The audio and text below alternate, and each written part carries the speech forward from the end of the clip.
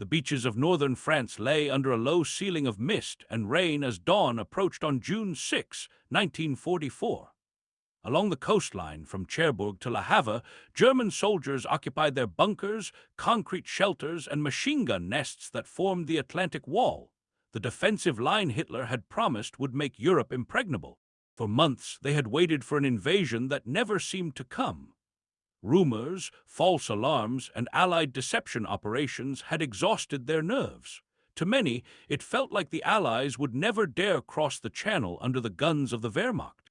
In the early hours, most German officers believed the invasion would strike farther north at Calais. That was the assumption built into every map, every briefing, every supply order. Even as Allied paratroopers dropped into the dark inland fields of Normandy, the High Command insisted it was only a diversion. To the soldiers along the beaches, men of the 352nd Infantry Division, the 716th Static Division, and coastal batteries manned by sailors and conscripts, the first hints of the Allied landings came not from orders, but from the distant rumble of naval guns. The sky flickered with lightning that was not weather. Artillery shells from Allied battleships, destroyers, and cruisers began pounding the coastline. Observation posts were obliterated in seconds. Telephone lines went dead. German lookouts could see faint shadows on the horizon, a vast armada stretching as far as the eye could see. To the defenders at Omaha Beach, it looked as if the entire sea had turned into ships. Many German soldiers were barely 20 years old. Others were older men from conquered territories, drafted into static units with limited mobility. Their bunkers were strong but not indestructible, and most had no idea that nearly 7,000 Allied vessels were converging on their positions. Inside those concrete walls, men clutched their rifles and machine guns, waiting for the silhouettes to become targets. When the first landing craft appeared, the Germans opened fire. Machine guns barked from the Strompunkt's designated Widerstandsnister, resistance nests, each with its own number and field of fire. At Strompunkt WN-62, overlooking a section of Omaha Beach near Calvel-sur-Mer, a young German machine gunner named Heinrich Severloh took position behind an MG-42. He had been awake all night and expected only another false alarm. What unfolded before him would become one of the bloodiest hours in modern warfare. The Allied bombardment that preceded the landings had missed many of its targets. When the first wave of American troops landed, German defenders at Omaha still had their weapons, ammunition, and fields of fire intact. Severloh's machine gun alone poured thousands of rounds into the beach. American soldiers advancing across the open sand found little cover. Many never reached the shingle. German observers could scarcely believe what they saw. Thousands of enemy soldiers advancing directly into the killing zones they had mapped months before. Inside their bunkers, the noise was unbearable. The MG-42 fired at 1,200 rounds per minute, empty casings piled up ankle-deep. Grenadiers passed belts of ammunition, shouting over the roar of naval shells that screamed overhead. The air smelled of gunpowder, cordite, and wet sand.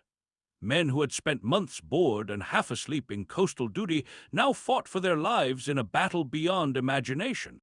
The defenders at Omaha were only one part of a much larger picture. Along the coastline, at Utah, Gold, Juno, and Sword beaches, the same scene unfolded, sometimes with less resistance, sometimes more. At some sectors, the Allied naval barrage destroyed entire fortifications before the landings began. In others, like Omaha, German positions remained fully operational. The outcome of the invasion hung in the balance during those first 2 hours. Behind the beaches, German commanders scrambled to understand what was happening. Field Marshal Erwin Rommel, responsible for the defense of the Atlantic Wall, was not even in Normandy. He had returned to Germany to present his wife with birthday gifts. When the news reached headquarters that the invasion had begun, chaos followed. Hitler was asleep, and his staff refused to wake him without authorization. The armored divisions, which might have counterattacked, remained immobilized because no one could issue orders without the Führer's approval. At dawn, the Luftwaffe attempted to respond. Only 2 German aircraft reached the beaches, a pair of fighter bombers that dropped a few bombs on the invasion fleet. Against nearly 15,000 Allied sorties, it was a symbolic gesture, not a defense. On the ground, German soldiers looked up and saw the sky filled with American and British aircraft, circling endlessly. The sound of engines became constant, a mechanical roar that seemed to shake the earth itself. By mid-morning, the tide turned. At Omaha, small groups of American soldiers crawled through the gaps in the wire and reached the base of the cliffs. Naval gunfire shifted inland, silencing key strongpoints. German defenders, low on ammunition, realized their bunkers were being flanked. Those who could still fight pulled back towards secondary positions, firing as they retreated. For many, surrender was not an option. Orders had been clear: hold or die. To the Germans, what was most shocking was not the bravery of the Allied troops, but the sheer scale of material power behind them. Every explosion, every ship, every wave of aircraft represented an industrial machine beyond their comprehension. Reports from coastal batteries described the sight of endless landing craft pouring men and vehicles ashore. One gun crew wrote in disbelief that the sea itself seemed to move. By afternoon, Allied engineers were already establishing beachheads. Bulldozers flattened obstacles while artillery units came ashore. German officers, watching through binoculars, realized the unthinkable: the invasion was succeeding. The Atlantic Wall, the symbol of German invincibility, was being breached in a single day. Inside the command centers, officers tried to coordinate a counterattack. The 21st Panzer Division, stationed near Caen, received orders to move toward the coast, but Allied air superiority made every movement dangerous. Convoys of German tanks were spotted and bombed almost immediately. Roads were cratered, bridges destroyed. What began as a planned counterstrike became a desperate attempt to survive Allied air power. The soldiers who fought that day came to understand that they were not simply facing another enemy army. They were facing an entire system of production, logistics, and coordination unlike anything Germany could match. Reports filtering in from staff officers compared the flood of Allied material to an industrial miracle. Later, survivors would recall that realization as more frightening than any bomb. Night fell on the beaches littered with wreckage. The smell of fuel and burned metal drifted inland. German medics moved among the ruins of bunkers, tending to the wounded by candlelight. The defenders had fought to the last bullet in many sectors, but the invaders were already consolidating their gains. The war that Hitler had once claimed would never reach German soil had come within sight of its end. For those who survived Omaha and Juno, the night brought little rest. Allied warships continued to shell inland roads. Paratroopers linked up with the beachheads, tightening the grip on Normandy.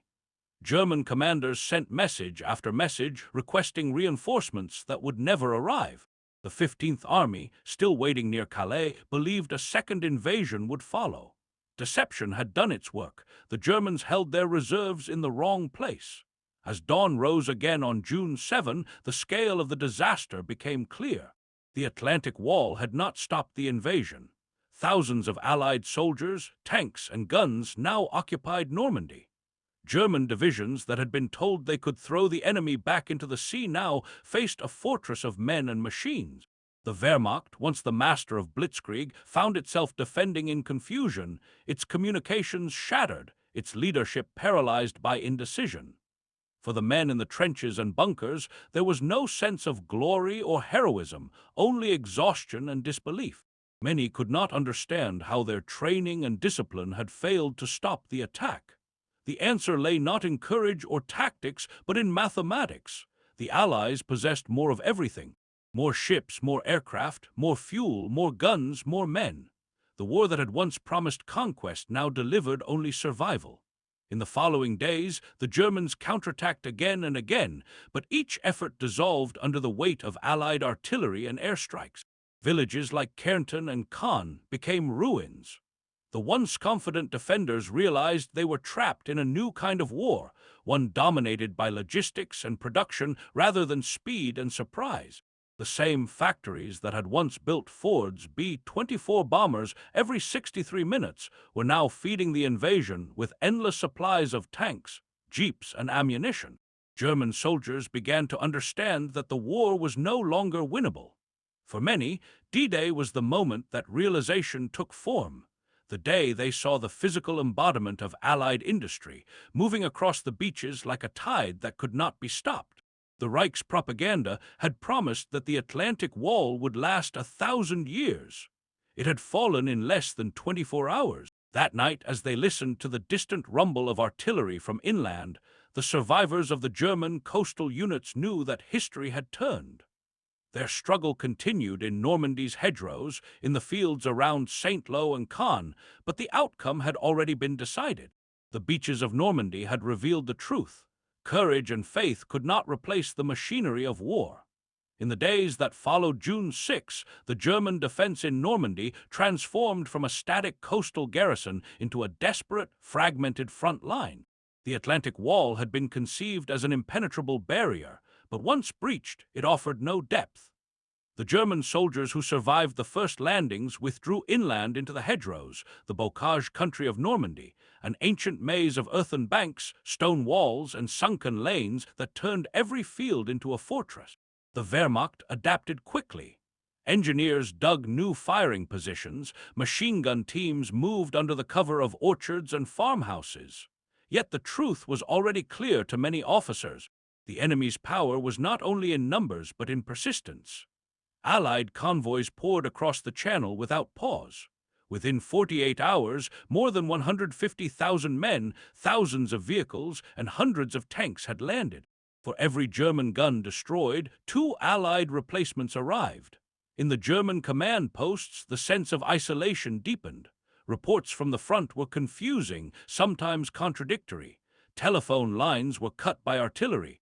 Radio messages were jammed or lost in the chaos. The High Command in France, led by Field Marshal von Rundstedt and Rommel, attempted to coordinate a counterattack, but every movement risked annihilation by Allied aircraft. The once-proud Panzer Divisions that had rolled across Europe now advanced only by night, hiding in orchards by day as fighter-bombers patrolled overhead. The 21st Panzer Division launched the first counterstroke on June 6 near Caen. For a brief moment, it appeared to succeed, driving a wedge between British and Canadian forces. But as the tanks pushed forward, Allied naval guns found their range. The earth erupted in fountains of soil and steel. German tank crews abandoned their vehicles under the withering bombardment. What had begun as a textbook counterattack ended as a withdrawal under fire. Rommel returned to Normandy the following morning. What he saw shocked him. The Atlantic Wall's bunkers were shattered, roads choked with refugees and wrecked vehicles, supply depots burning. He understood instantly that the situation was irreversible. "The enemy has achieved complete air supremacy," he wrote to Berlin. "Without it, we can no longer move by day." His assessment was accurate, but in Hitler's headquarters, the message was dismissed as defeatism. For the German infantrymen clinging to villages and hedgerows, the battle became a contest of endurance. Each field, each lane, each farmhouse turned into a separate world of mud, smoke, and noise. They waited for attacks that came at dawn, supported by tanks and artillery that never seemed to run out of ammunition. The Germans fought back with the precision of veterans. Snipers fired from barn lofts. Mortar teams hid among the apple trees, but the enemy's supply chain never faltered. Ammunition, rations, fuel, everything arrived in limitless quantities. German soldiers began to notice strange details. American units rotated out of combat regularly, while their own regiments fought until exhaustion. Captured Allied prisoners spoke of fresh food, clean uniforms, and medical care. The contrast was striking. Behind the Allied lines stretched an organization so vast that it appeared mechanical, impersonal, unstoppable. The Germans had entered a war of machines, and machines were winning. By mid-June, the weather turned against both sides. Rain flooded trenches and turned roads into rivers of mud. The stench of decay filled the air. Yet the Allies continued to land supplies across the newly built Mulberry harbors, artificial ports assembled from sunken ships and steel caissons. To the Germans observing from the cliffs, it was another miracle of engineering they could scarcely believe. Even nature itself, it seemed, favored the invaders. On June 13, elements of the elite Panzer Division and 12th SS Hitlerjugend launched a counterattack toward the village of Villers-Bocage. For a brief time, their Tiger tanks inflicted heavy losses on the British, but Allied air power again dictated the outcome. Typhoon fighter bombers swept over the battlefield, rockets streaking from under their wings. The armored spearhead that might have reached the beaches was shattered before it could gather momentum. Survivors crawled from burning vehicles, coughing in the smoke of their own destruction. As the weeks passed, German morale declined. Letters home revealed a growing sense of disbelief. Soldiers who had fought in Russia compared the scale of Allied firepower to nothing they had ever seen. Artillery bombardments lasted for hours. Skies remained filled with aircraft even at night. The men learned to distinguish the engine notes of different bombers, the slow hum of a B-17, the sharper whine of a fighter bomber diving through the clouds. The earth trembled constantly, and sleep became a luxury. Rommel pleaded again for permission to withdraw behind the Seine River and establish a new defensive line, but Hitler refused. The order remained absolute: hold Normandy at all costs. Any officer who mentioned retreat risked dismissal or worse. The Führer's faith in his own fortifications blinded him to reality. The soldiers who manned them paid the price. By late June, the Allies had captured Cherbourg, securing a major port. German troops trapped on the Cotentin Peninsula surrendered after days of house-to-house fighting. Reports from the front used the same words again and again: overwhelming firepower, endless reinforcements, complete domination of the air. Even units that fought bravely were eventually ground down by attrition. The Wehrmacht's strength in France withered faster than it could be replenished. In early July, Rommel's car was strafed by a British aircraft.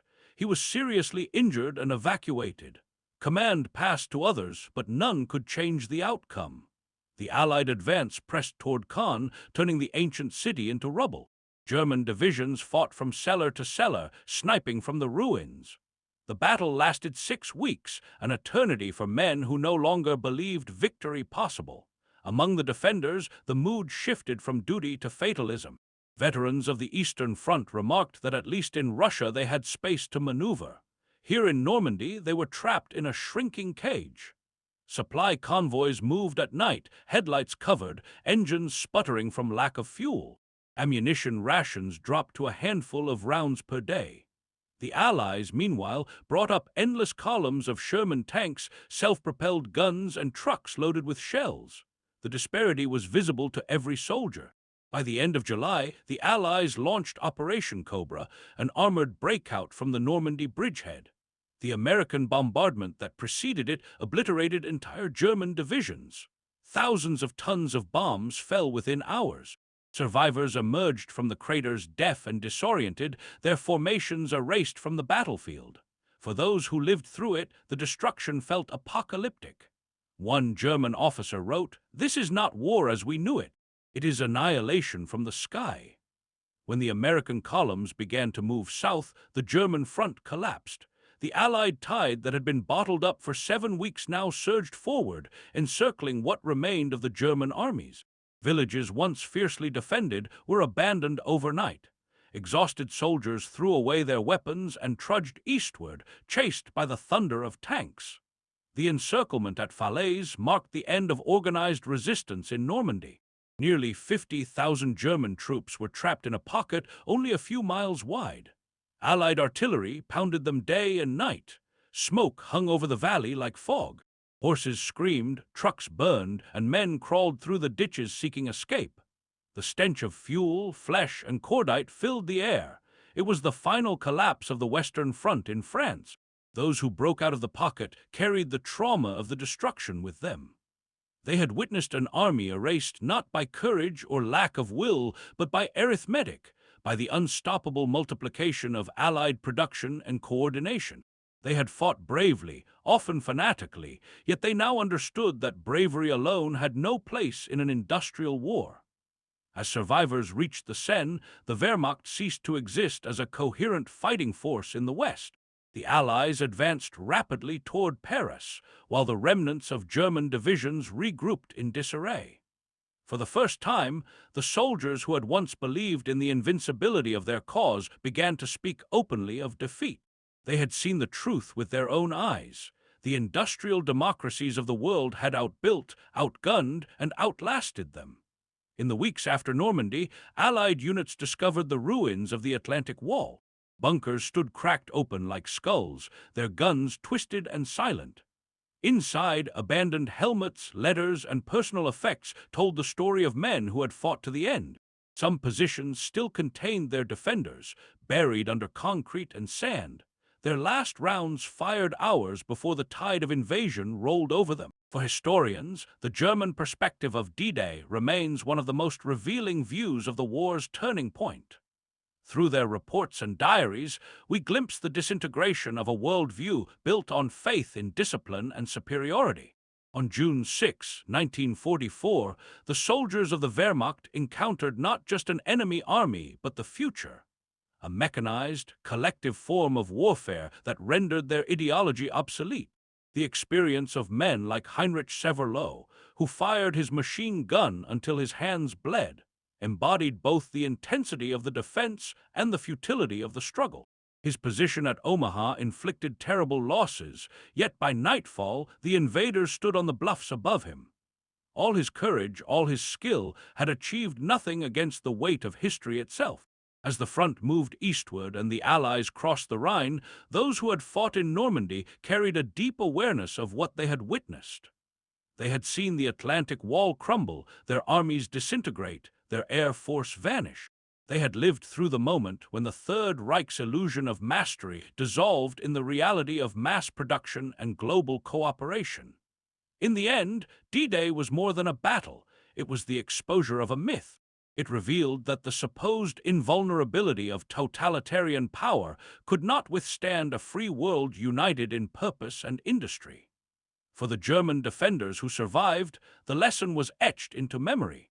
Courage could delay defeat, but only truth could end the war.